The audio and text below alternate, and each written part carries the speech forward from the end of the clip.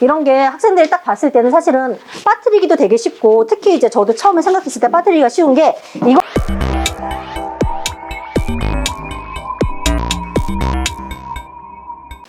안녕하십니까. 길벗 아카데미에서 수학을 강의하고 있는 수학과 강사 김수연입니다.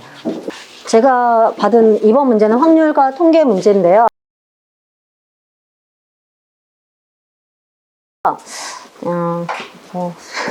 저 처음 보는 건데 어디 모의고사 같은 거에 나왔을 수도 있고 내신 문제일 수도 있는데, 확률과 통계인데 지금 6개의 자연수 1, 2, 3, 4, 5, 6이 있는데 이 중에서 서로 다른 자연수 6개의 자연수 1, 2, 3, 4, 5, 6이 있고요. 이 중에서 지금 4개를 뽑고요.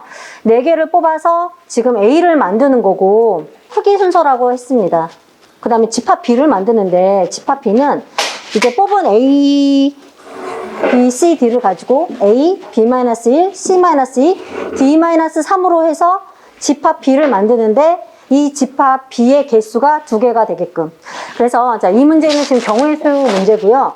새로 어떻게 보면 이제 문제 유형을 지금 만든 거잖아요. 그래서 해석을 잘해서 중복하지 않고 빠짐없이 세는 게 중요한 문제인 것 같습니다. 그래서 기술이 되게 필요하다기보다는 잘 생각해서 분류를 잘해서 잘 해보겠습니다.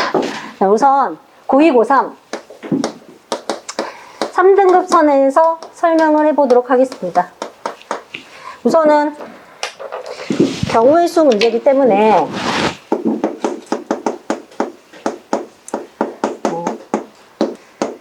그렇게 접근을 해보도록 하겠습니다. 그 다음에 이제 가장 중요한 게 문제 해석인데요. 지금 집합 A가 있고 그 안에 원소가 A, B, C, D가 있고 지금 순서는 A보다 B가 크고 B보다 C가 크고 그 다음에 D가 이렇게 크게끔 이렇게 나와 있고요.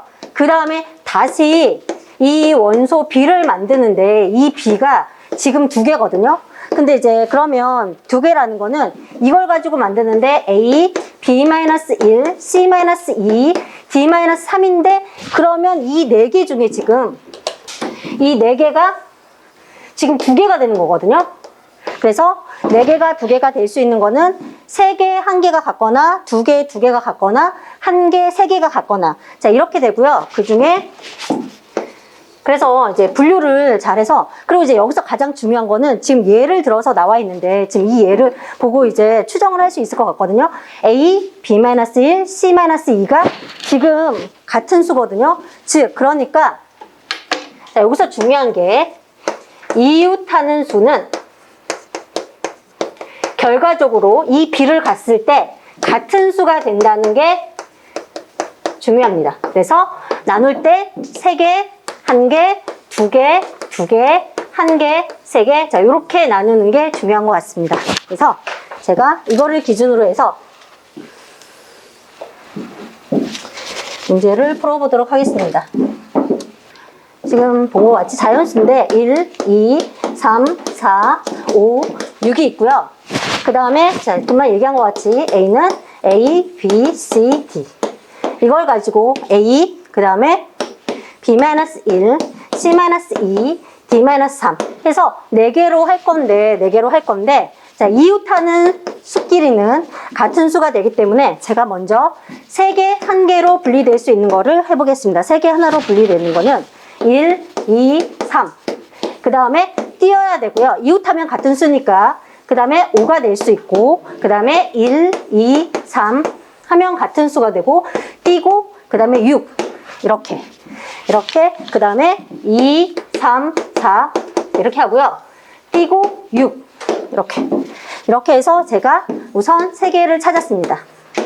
그 다음에 2개씩 한번 해보겠습니다. 1, 2 그러니까 이웃하면 빼고 3이 안 되고 4, 5 또는 5, 6 또는 2, 3이면 띄고 5, 6 이렇게 해서 3개가 되고요.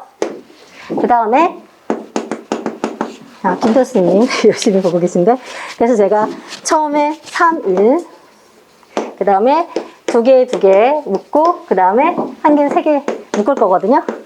그러면 처음에 이제 D를 기준으로 생각해 보면 여기가 4, 5, 6이면 같은 수니까 그러면 3은 안 되고 그러면 2. 네, 그쵸. 또는 그쵸, 1.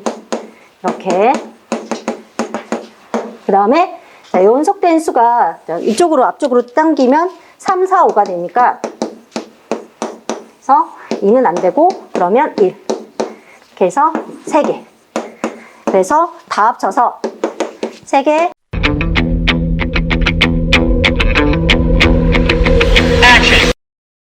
세 개 해서 9개 해서 제가 조금 약간 그래서 이제 제가 이거를 조금 이렇게 식으로 할까 생각도 했는데 식으로 하는 것보다는 학생들이 사실은 제가 문제를 되게 많이 풀려보는데 학생들이 이제 확통을 접근할 때 우선은 해석을 잘하고 그 다음에 이제 경우의 수 같은 경우는 잘 나열해서 하면 이제 물론 개수가 더 많아지면 중간중간에 순열과 조합과 중복 조합을 이용해서 문제를 풀어도 괜찮겠지만 이 문제 같은 경우에는 이렇게 학생들에게 3등급 기준으로 해서는 이렇게 나열해서 문제를 좀 접근하면 조금 편하게 이해할 수 있지 않을까 이렇게 해봤습니다.